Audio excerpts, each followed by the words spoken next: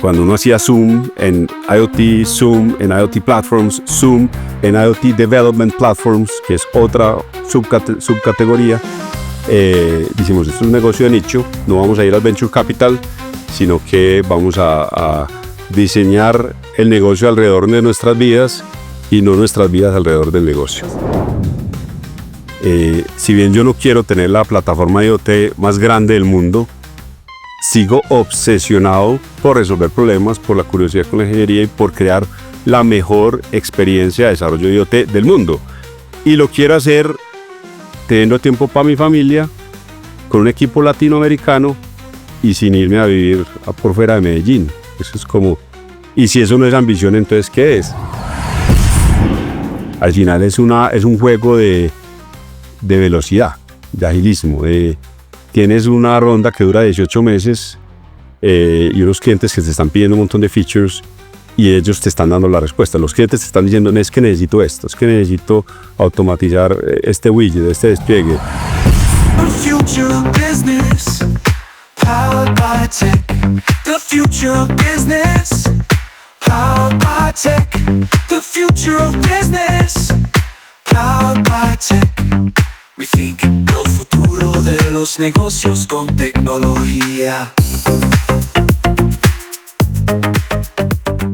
Hola a todos, bienvenidos a este nuevo episodio de Rethink. Como saben, es un espacio que hemos creado desde SIG para tener conversaciones con líderes de distintas industrias que están utilizando la tecnología como palanca para construir futuro.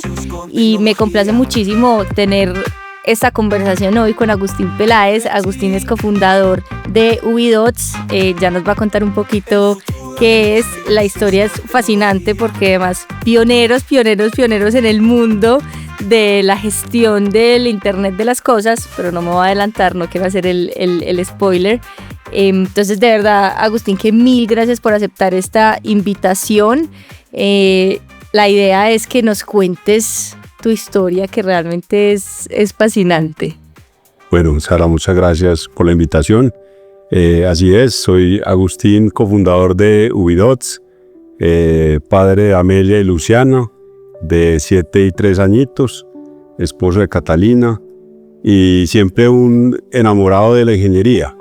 Digamos que lo que me describe a mí y creo que a nuestro equipo de cofundadores y nuestro equipo de trabajo en general es una profunda curiosidad por todo, es una obsesión por resolver problemas y para resumir quién es Agustín, es alguien que está convencido de que el potencial creativo que hay en nuestro país y en muchos países que no hemos sido tradicionalmente tecnológicos es un gran potencial y suficiente para resolver muchos problemas que tienen no solamente estos países, sino todo el mundo. Contanos, a ver, aquí como para darles contexto a todos los que nos escuchan, cuando conversamos la primera vez, de hecho esta semana fue muy rápido que pudimos cuadrar esta grabación, lo cogí a quemarropa, pero con lo que da. Tú dijiste algo que a mí me marcó mucho y es, tu experiencia ha sido de crear una startup global desde Colombia. Entonces, qué rico que nos pudieras compartir esa historia tan bonita.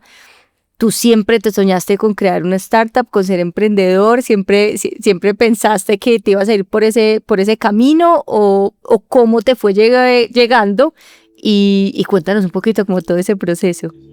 Vamos a empezar un poco por el final para dar contexto de qué es Ubidots.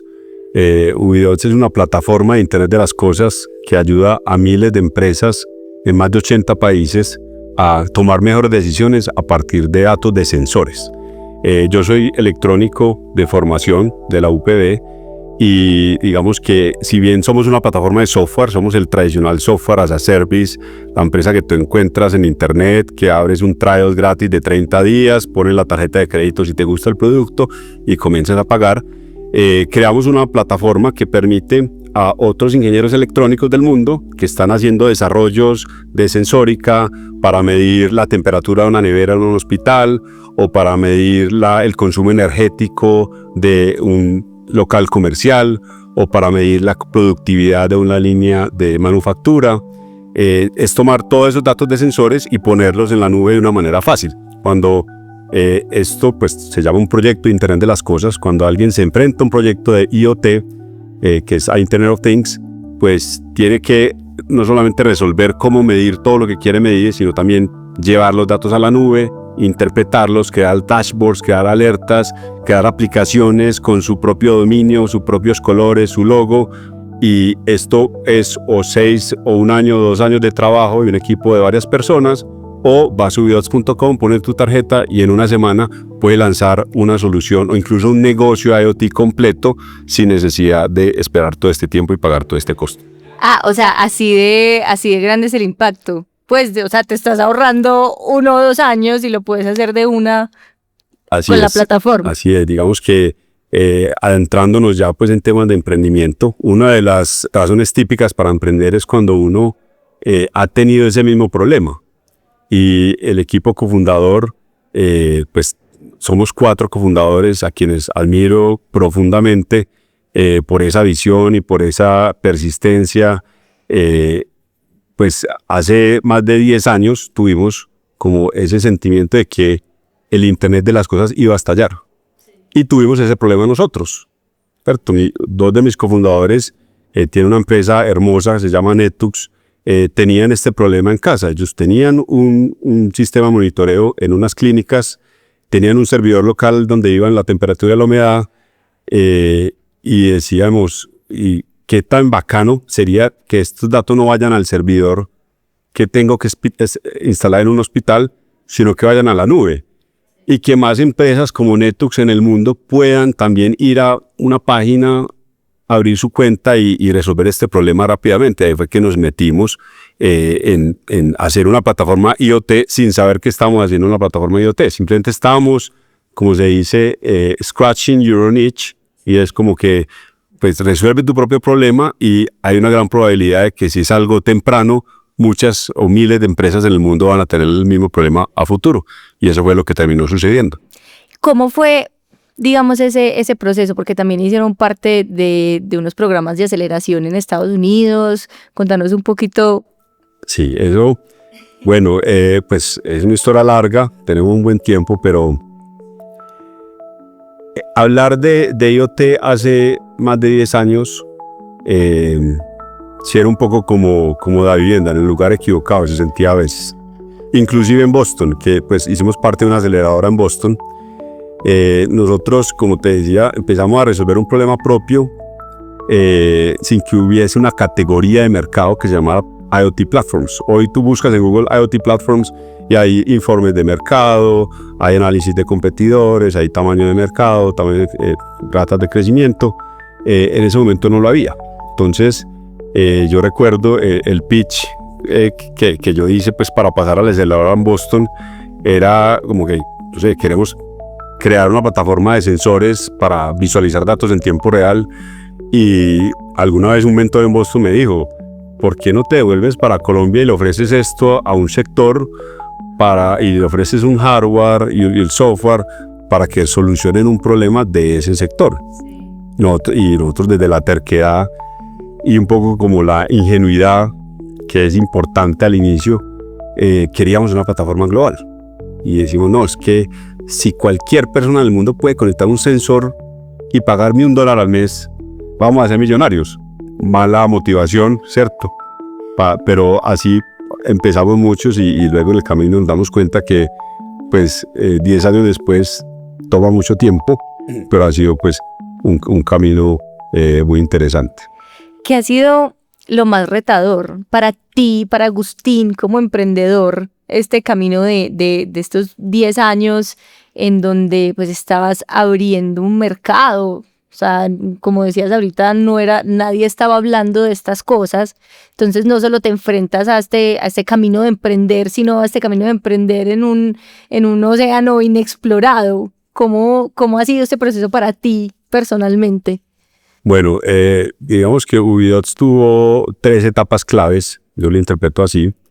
Hubo una primera etapa en donde lanzamos una plataforma IoT, fuimos a la aceleradora en Boston, hicimos allá pues el lanzamiento, un pitch, un demo, me acuerdo, en un meetup ante la comunidad de hardware, que además pues están las mejores universidades del mundo, Entonces es un público bastante exigente.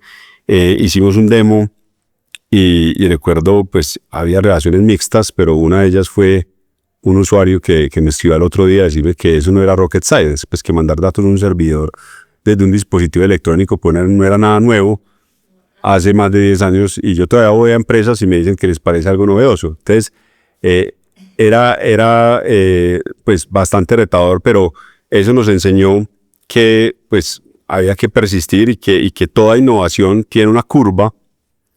Eso creo que habla de esto un autor que se llama Geoffrey Moore o algo así, que es la curva de difusión de las innovaciones, que hay como early innovators, early adopters, después hay como un hueco, un abismo, el Crossing the Chasm, creo que se llama el libro, en donde muchas empresas mueren. Y a mí me costó mucho entender al principio que era que yo quería salir a vender algo como si ya estuviera en el mainstream adoption, pero realmente al IoT le faltaba muchos años para cuajar. Entonces esa fue la primera etapa, una etapa como de digamos una ilusión o también una satisfacción a nivel personal de ver miles de usuarios usando tu producto, así fueran early innovators. No nos usaban para monitorear una máquina en la industria, sino para monitorear la humedad del jardín en su casa, con un dispositivo electrónico hecho en casa, pero eso es parte de la curva de difusión de las innovaciones. Y pues la segunda etapa fue como ya haber levantado capital y haber dicho como que bueno, esto tuvo miles de usuarios en todo el mundo, pero no monetizamos casi nada. Sí. Hay que hacerlo, hay que convertirlo en un negocio. Entonces fuimos a levantar capital, ya con una tesis de inversión de vamos a repetir esta historia, pero en el B2B, en una parte más industrial. Y ahí fue donde empieza esa segunda etapa de Ubidots, que ya era una etapa donde encontramos el market fit 5 años después. O sea, nuestra historia no es de pronto la típica que se escucha, porque nos tomó mucho tiempo y yo lo acepto. O sea, fue de mucha persistencia. Y ya una tercera etapa, más o menos 2020, en donde aparte del crecimiento que había, o a pesar de él, nos dimos cuenta que esto es un negocio de nicho, pues no es un mercado de cientos de billones de dólares, de billions, pues al año, como de pronto sí lo es otro mercado tipo B2C o una tecnología más conocida. Y cuando uno hacía Zoom en IoT, Zoom en IoT Platforms, Zoom en IoT Development Platforms, que es otra subcategoría, decimos, esto es un negocio de nicho, no vamos a ir al Venture Capital, sino que vamos a diseñar el negocio alrededor de nuestras vidas y no nuestras vidas alrededor del negocio. The future of business, powered by tech. The future of business, powered by tech. The future of business, powered by tech. We think el futuro de los negocios con tecnología. Que eso creo que es una decisión difícil de tomar para los emprendedores, ¿no? Como que cuando tú empiezas en ese modo, voy a decir la palabra coloquial, en ese modo startupero de vamos a crecer, vamos a comernos el mundo, esa motivación inicial de millones de clientes en el mundo me van a pagar $1, entonces digamos que me puedo comer eso, después tomar la decisión de venga, voy a más bien, o sea, a frenar, por así decirlo un poco, a repensar esa estrategia y a crecer por otro lado, y a crecer por un lado que no me conlleve como esos sacrificios tan fuertes que trae ese crecimiento acelerado. Total, pues hay muchas aristas de análisis, la financiera, la personal, la de cultura de la compañía. Digamos que para nosotros fue un proceso de años en donde, digamos, en la parte financiera se toma una decisión de si hay un cambio en la tesis de inversión, por ende, lo más correcto es devolver el capital o retornar el capital a los inversionistas que creyeron en nosotros. Y para una empresa de nuestro tamaño, pues no era algo trivial devolver pues, millones de dólares. Entonces es un proceso que ha tomado años, pero que hemos hecho juiciosamente, porque creemos que era lo correcto si hubo pues, un cambio en la tesis de inversión. Lo segundo es la parte personal. y es como redescubrir, digamos que hicimos mucha fuerza, muchos años. Yo me acuerdo las noches oscuras en Boston pensando si esto iba a salir o no iba a salir, en un sublet de verano por allá, en no la mejor ubicación de Boston, que no sé, había como muchas cosas que le pegaban emocionalmente a uno, además de la incertidumbre, y estos, súmale los 5 años de no encontrar market fit, de depender de hacer proyectos de software, digamos como software house tradicional, luego el market fit, etcétera. Entonces llegó un momento como de un poco como de disfrute, también como de entender de que llegamos a una empresa rentable, bonita, con una cultura espectacular, con un equipo que personalmente aprendo de ellos todos los días y me retan, y pues al final uno se vuelve la persona según las personas que se rodee un poco, y yo esto lo valoro mucho en el equipo. Entonces sí, se viene una etapa, digamos, diferente, y ya en la parte de negocios, financiero, personal, y ya negocio como tal, startupero, alguna vez un inversionista me decía como si se nos había acabado el hambre o si se nos había acabado la ambición, y yo me quedé pensando, y yo dije, bueno, yo la verdad es que yo no siento que sea eso, porque si bien yo no quiero tener la plataforma IoT más grande del mundo, sigo obsesionado por resolver problemas, por la curiosidad con la ingeniería y por crear la mejor experiencia de desarrollo IoT del mundo. Y lo quiero hacer teniendo tiempo para mi familia, con un equipo latinoamericano y sin irme a vivir por fuera de Medellín. Eso es como, y si eso no es ambición, entonces ¿qué es? Y hoy operamos sobre esa tesis, y la verdad pues ha traído muy buenos resultados. La compañía sigue creciendo.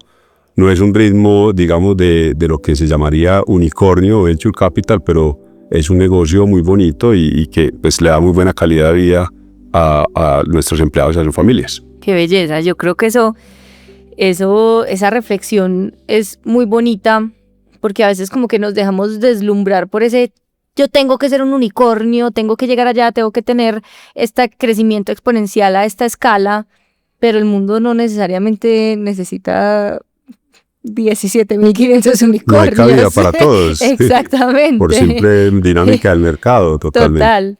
Me quiero devolver a esa segunda etapa que nos contabas de Ubidots, que fue ese precisamente levantar capital, y esto lo hemos conversado también en otras entrevistas de estas. A mí personalmente nunca he tenido esa experiencia, y o sea, como que me vuela la cabeza pensar en el estrés, en todo el proceso de levantar capital. Entonces, contanos un poquito cómo fue esa segunda etapa para ti.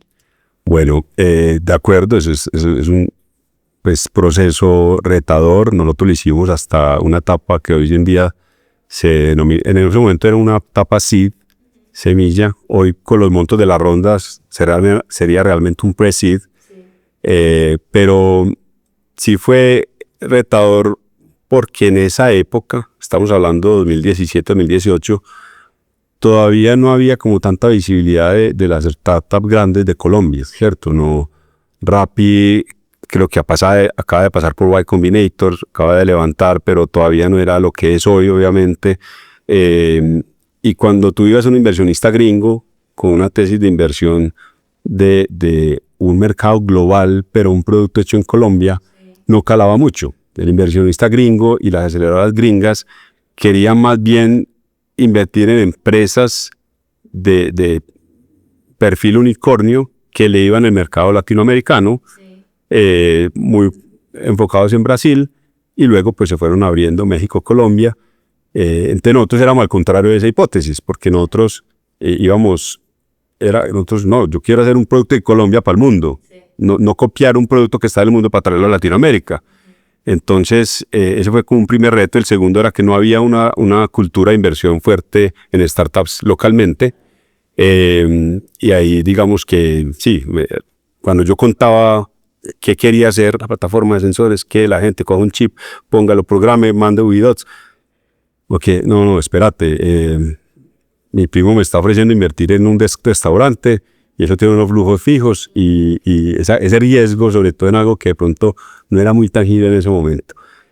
Tuvimos un golpe de suerte, digo yo, a veces las cosas se alinean. Hubo un gringo que egresado de Harvard con unas, digamos que tenía el pedigrí que nosotros no teníamos, además una gran persona, que alguna vez escuchó un podcast sobre Medellín, de que allá estaba pasando algo, de que podría ser un siguiente foco tecnológico en Latinoamérica. Él migró a Colombia y empezó pues a formar, junto con otros socios, una aceleradora ya para Medellín.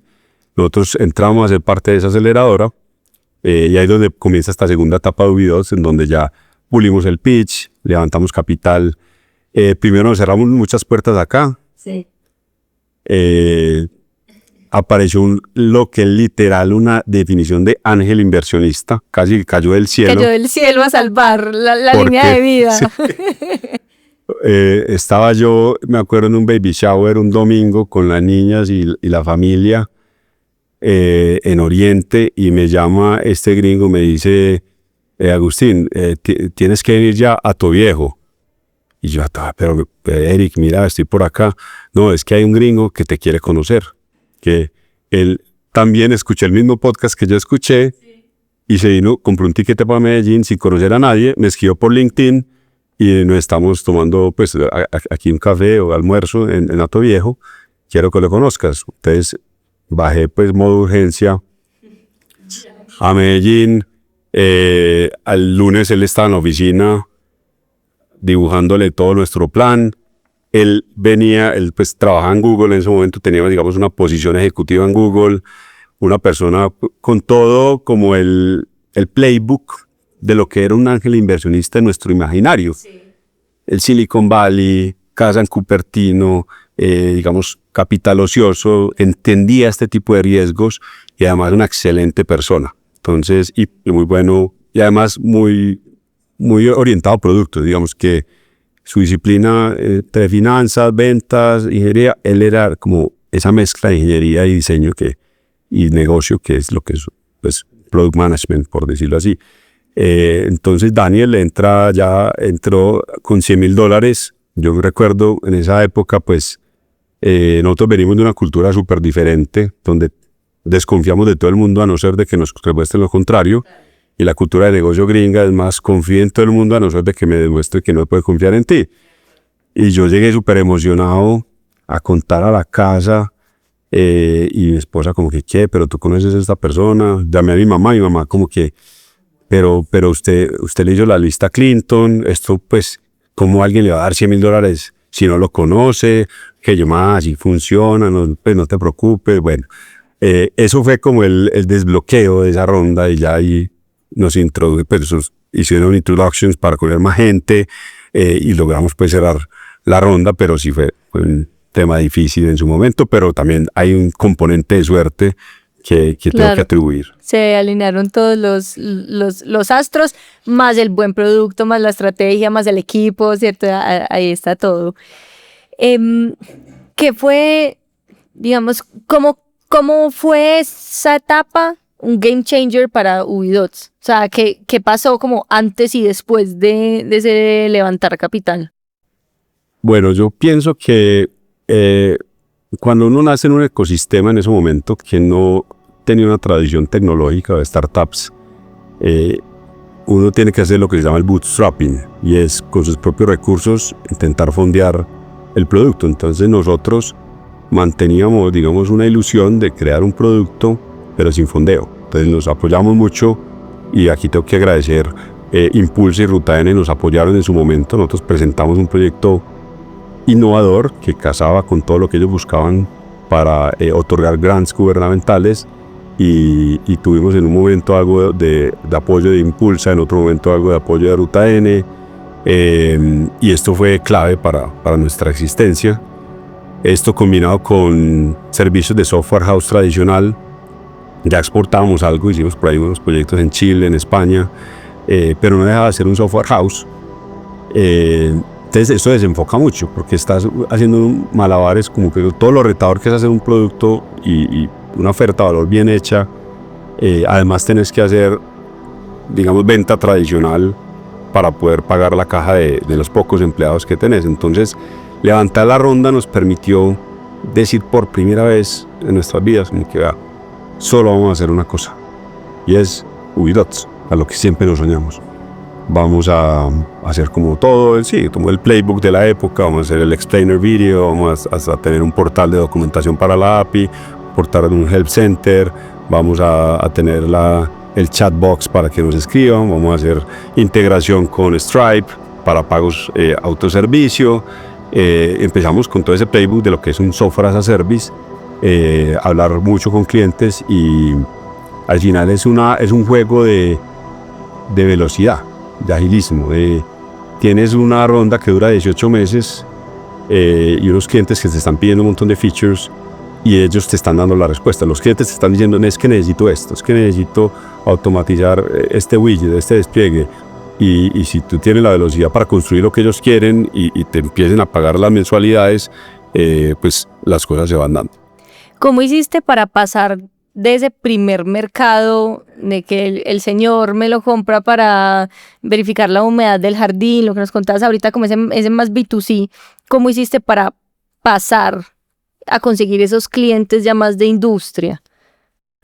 Yo creo que ayudó mucho el timing. Nosotros definitivamente estamos mucho, pues como antes de esa curva de innovación es que hablamos, entonces estábamos en el momento equivocado, por decirlo así. No podíamos esperar que nos contratara la industria en los primeros años del negocio. Luego comienzan los grandes a hablar de IoT. Amazon saca AWS IoT, Google saca Google IoT, Microsoft saca Azure IoT, y se vuelve ya una conversación.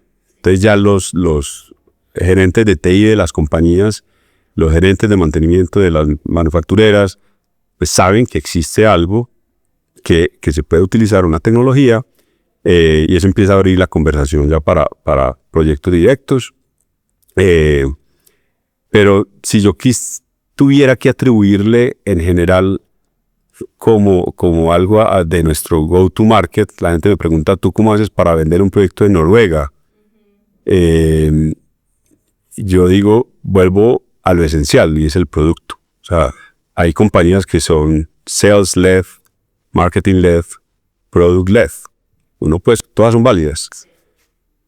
Nosotros somos product-led. O sea, nosotros cuando tenemos que tomar una decisión si invertir en un evento, en una cosa, en lo otro, siempre va a estar por encima del producto.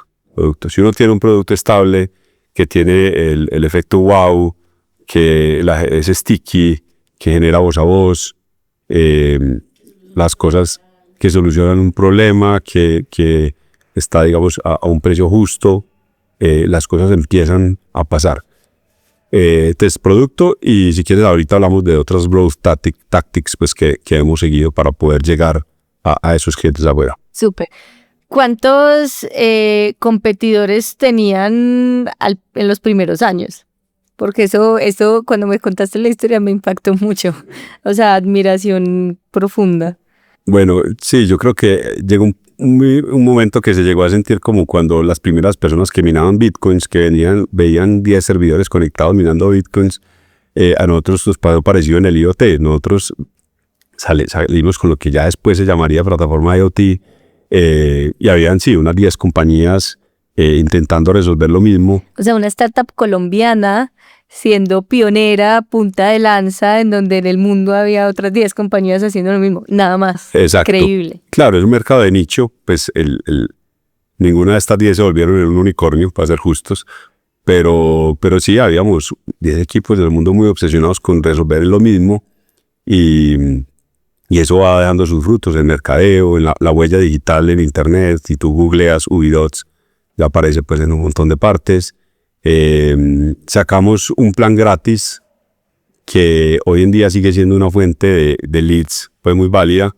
Nosotros, cuando te conté esa primera etapa de Ubidots en donde tuvimos un producto que usó mucha gente, pero nadie nos pagaba, luego lo rebrandeamos como Ubidots for Education, que al final eso era lo que estaba pasando. Un montón de estudiantes, de hobbyistas, de makers, de investigadores, profesores, que estaban aprendiendo IoT con nuestras herramientas, Y hoy en día, si tú vas a Google Scholar, que es como este índice de artículos académicos del mundo, y tú pones Ubidots, salen más de 3.000 papers de todas partes del mundo de investigadores que usan Ubidots para alguna de las etapas de su investigación, sea meteorológica, sea agricultura, salud, etcétera. Entonces, eso fue pues uno de los growth tactics o de los beneficios de haber empezado temprano en una tendencia tecnológica.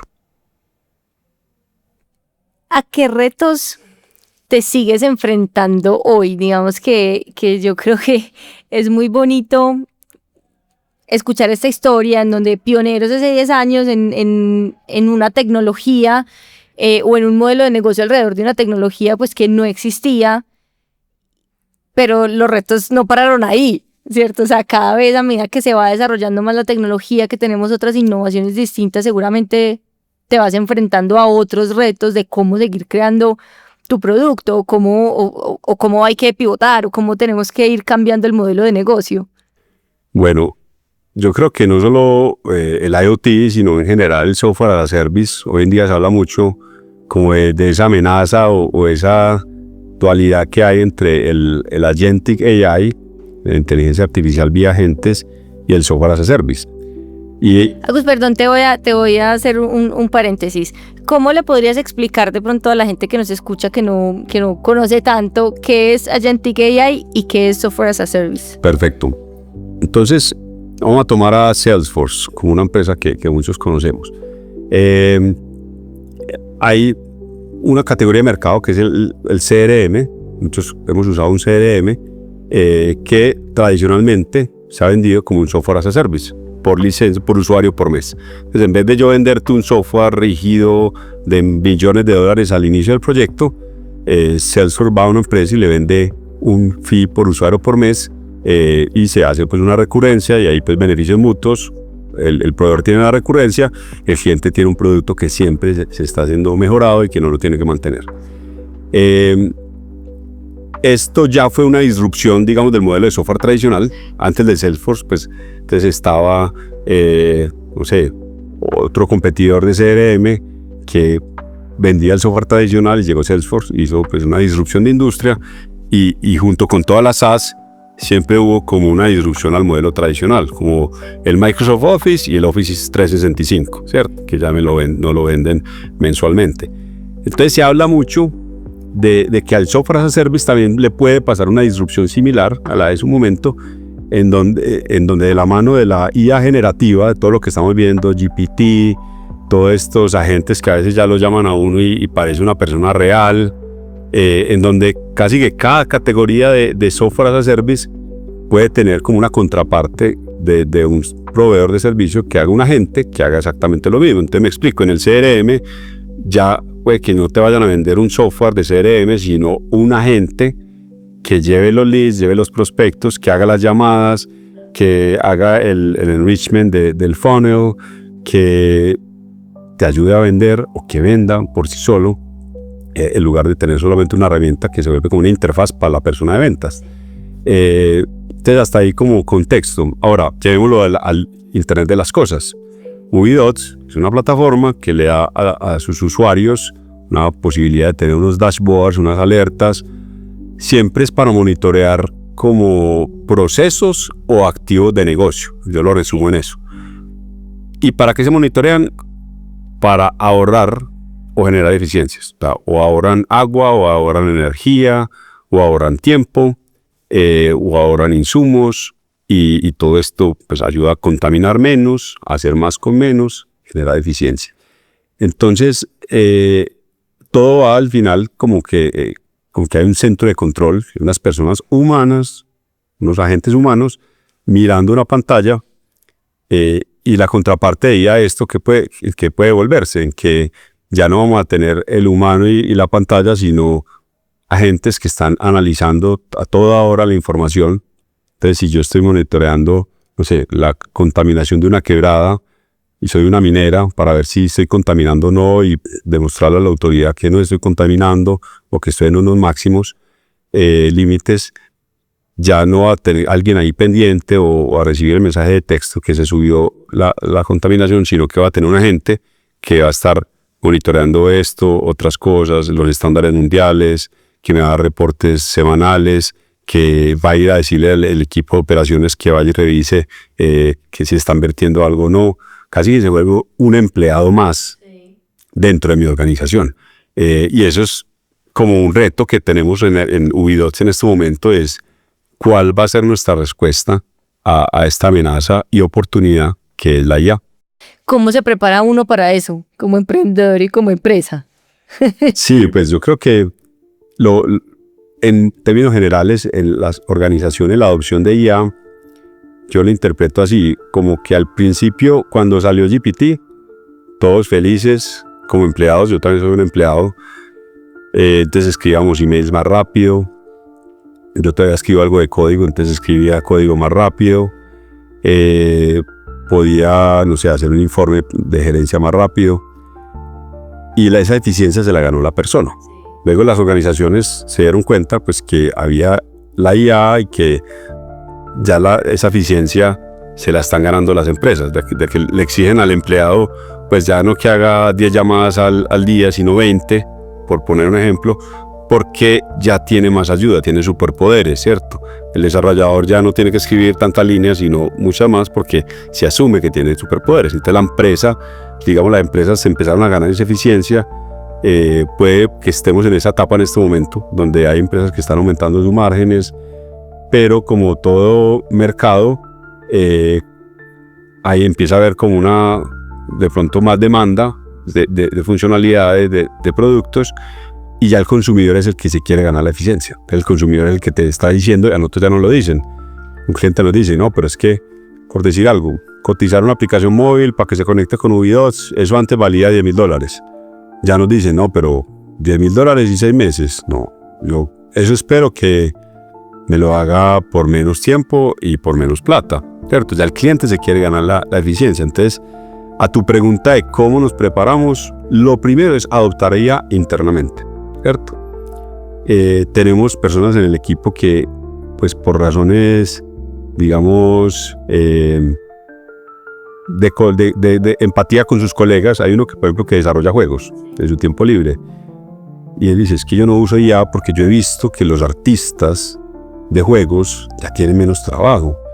Entonces hay un tema de que yo les digo, bueno, no, pero entonces nosotros, pues igual hay que adaptarlo. Claro. El mercado lo espera, pero entonces más bien vamos a demostrar que podemos ser una compañía que está generando mejor trabajo de la mano pues, de estas herramientas, ¿cierto? Y estamos creciendo en clientes y que lo primero es adoptar internamente la IA para los procesos.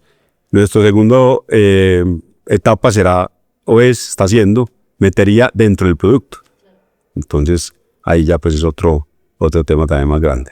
¿Cómo ves el futuro de Ubidots? Bueno, pues entonces conecto con eso. Nosotros somos, hoy en día en IA se habla mucho del vibe coding, y es que las personas que no necesariamente son técnicas están pudiendo hacer sitio web, hacer aplicaciones móviles, aplicaciones web. Yo lo interpreto un poco como que el Internet nos democratizó el conocimiento, la IA nos está democratizando el talento. Entonces yo sin ser copywriter puedo escribir un press release. Yo sin ser abogado de pronto puedo entender mejor un contrato del que hacía antes. Una persona que no es ingeniera pues ya puede hacer código que no lo puede hacer. Entonces eso es en el corto plazo está siendo una amenaza, porque ya vemos en las empresas que de pronto dejan de usar Ubidots, todo software as a service tiene un churn. Entonces mensualmente hay X empresas que dejan de usar el producto. Hacemos una encuesta a la salida y por primera vez en toda la historia nos empieza a aparecer, estamos desarrollando nuestra propia plataforma. Es la primera vez que aparece tantas veces esa respuesta. Building our own platform. Esa es una opción en la encuesta. Y nosotros, claro, es que la gente de pronto no necesita las 1000 funcionalidades nuestras, pero de pronto solamente necesita un dashboard y una línea, y eso sí lo puede hacer con IA y sin ser técnico. Más de eso se le puede complicar. Entonces nuestra respuesta a eso está siendo, nosotros podemos convertirnos en una plataforma de vibe coding para Internet de las cosas, en donde ya Ubidots está montado en unas bases de datos que son pues probadas para IoT, sensores que O sea, en una hora recibimos 100 millones, al día recibimos 100 millones de datos. Eso es más o menos 5 millones de datos. O sea, en este tiempo vamos a haber recibido en Ubidots 5 millones de datos de 1 millón de sensores en todo el mundo. Entonces, ya es una plataforma que está probada. ¿Cómo le construimos arriba una capa para que los usuarios puedan hacer pues, aplicaciones IoT como lo hacen hoy, pero limitando por completo una necesidad, digamos, de conocimiento técnico para democratizar también ese acceso al IoT? Espectacular. ¿Cómo? Sí. Por lo menos vamos a estar entretenidos. Entretenidos, sí, segurísimo, segurísimo, segurísimo. Yo creo que, digamos, uno de los retos más grandes de los emprendedores es como tomar esa decisión, como irse desapegando o más bien como mantener esos ojos muy abiertos y esa visión de ver rápidamente cuál puede ser mi amenaza y cómo la convierto en una oportunidad. ¿Qué consejos, recomendaciones le darías tú a personas que de pronto están en una situación parecida a ti, como para mantener ese, como decimos aquí en Medellín, muy paisa, pillador prendido, y que no nos vaya como atropellando esos nuevos desarrollos tecnológicos? Bueno, la opción para ir a la fija es escuchar mucho al cliente. Eso a veces a uno se le olvida. Cuando nosotros, pues digamos que tenemos una escala que es un equipo muy pequeño, digamos por diseño, y queremos crecer en servidores y en clientes. Entonces hay 400 clientes que a veces uno se lo vuelve paisaje. Entonces, como nunca olvidarnos de hablar con el cliente. Además es autoservicio, entonces se nos olvida a veces como ese feedback que fue tan importante al inicio. Entonces, nunca alejarse del cliente, estar dispuesto a recibir como realimentación dura, porque ahí están las respuestas de la siguiente horizonte. Y también por experiencia hemos visto otro tipo de horizontes que el cliente nunca te lo va a pedir. O sea, hay cosas como que lo piden de formas diferentes y ahí está la capacidad como del Product Manager de coger estas 100 comentarios que se ven tan diferentes entre sí y decir, es que esto lo podemos hacer con una funcionalidad, digamos, habilitadora que pueda usarse para estos 100 casos. Y los clientes nunca te lo van a pedir por ese nombre. Nosotros nos pasó, tenemos un módulo que llama los Serverless Functions, y es un entorno de programación para que nuestros clientes echen código ahí mismo, dentro de Ubidots, y nunca nos lo pidieron tal cual. Pues siempre nos decían, es que yo quiero un sensor que manda datos en este formato, pero los quiero cambiar a este otro. Y nosotros como que sí, vamos a hacer un proyecto a la medida para hacer un traductor. Y al final, cuando habíamos hecho tantos traductores, dijimos, ¿sabe qué? Que eso lo debería hacer el cliente. Sí. En vez de sacrificamos a cobrar por eso, porque cobramos horas de ingeniería, pero le damos el poder al cliente y eso se volvió en un módulo que hoy en día es un powerhouse de Machine Learning. Ahí hacen extracción de datos de otras bases de datos, los combinan con los de Ubidots, hacen, modelos de predicción. Y eso nunca nos lo pidieron con ese nombre. Entonces, yo creo que eso es clave como en esa escucha al cliente que tenemos que como que alimentar esa habilidad de ir un poquito más allá de las respuestas que nos dan. Ayer en una clase estábamos hablando que cuando BlackBerry le preguntaba a sus clientes cómo podía mejorar el teléfono, el dispositivo, decía con teclas más grandes. Pero claro, porque en ese momento no existía la pantalla sin teclas, entonces ¿cómo el cliente se va a imaginar una pantalla táctil si no existía? ¿Sí me hago entender? Entonces como que, claro, es entender al cliente, escucharlo, pero escucharlo entre líneas un poquito. Como lo que acabas de decir, no me pedían eso específicamente, pero fui capaz de leer entre líneas de cuál era la necesidad real, como ese dolor a solucionar. Súper chévere. Quiero que hablemos de los clientes, porque tenés unos ejemplos de clientes en todo el mundo súper interesantes, que bueno que nos contés algunos que tengas por ahí. Hay casos de uso.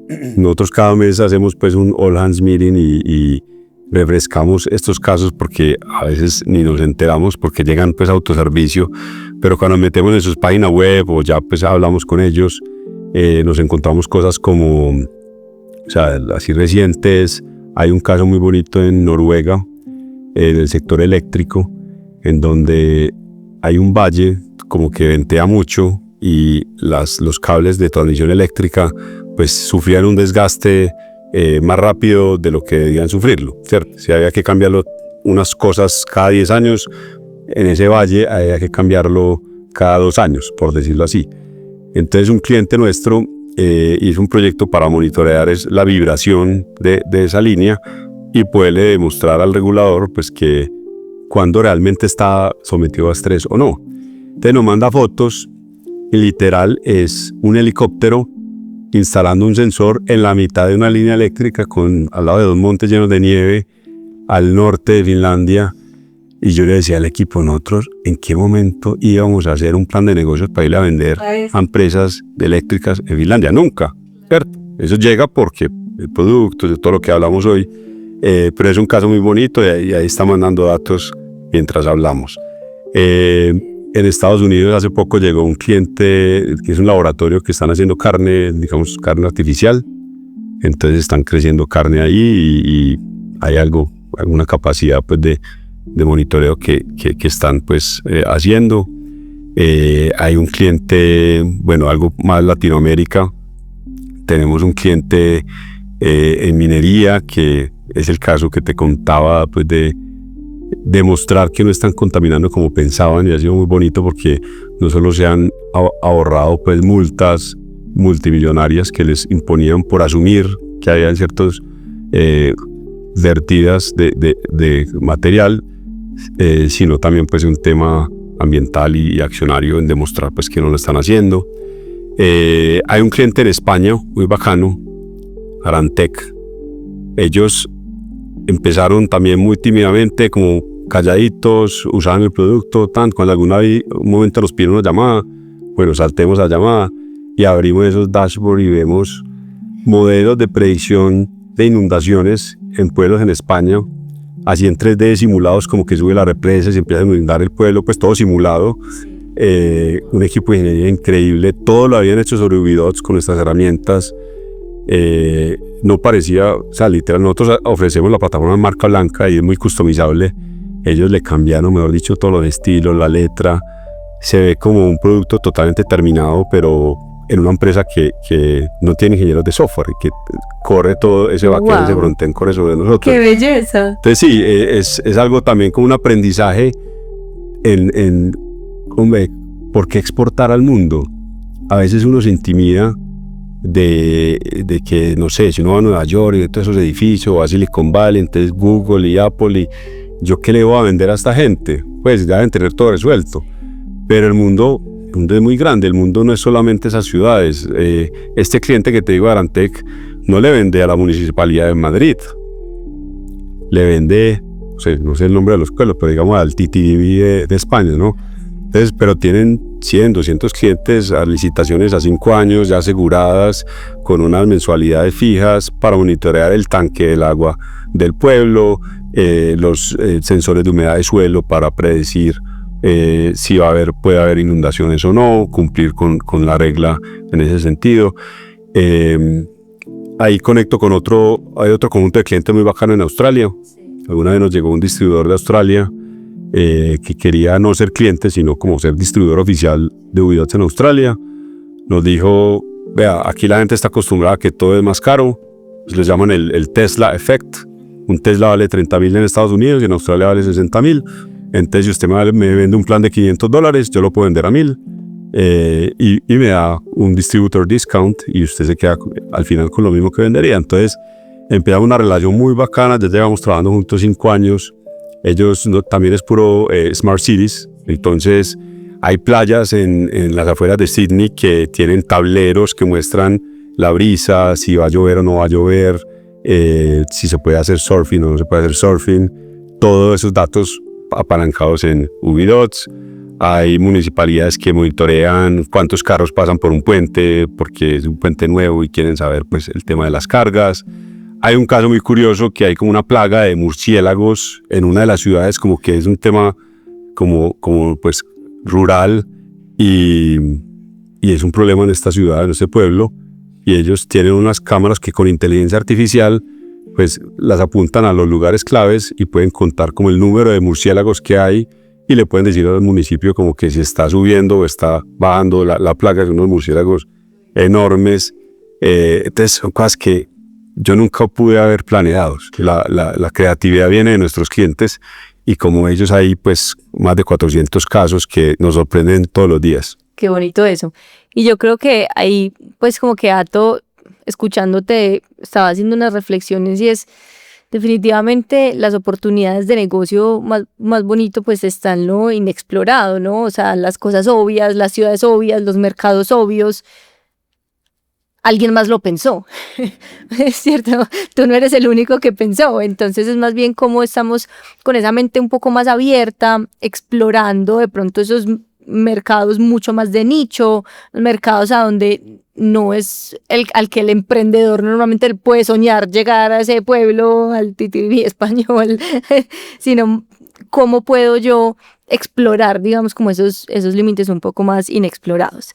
Te voy a hacer una pregunta como ya final, que además no quiero, o sea, quisiera que tuviéramos el tiempo infinito para seguir conversando porque esta historia me parece divina, pero nosotros pues lanzamos Rethink como un espacio de conversación para repensar el presente y así ver cómo creamos futuro, que además el futuro, pues nuestras vidas están completamente moldeadas por la tecnología. Entonces, si nuestras vidas están moldeadas por la tecnología, pues el futuro de los negocios también están moldeados por la tecnología.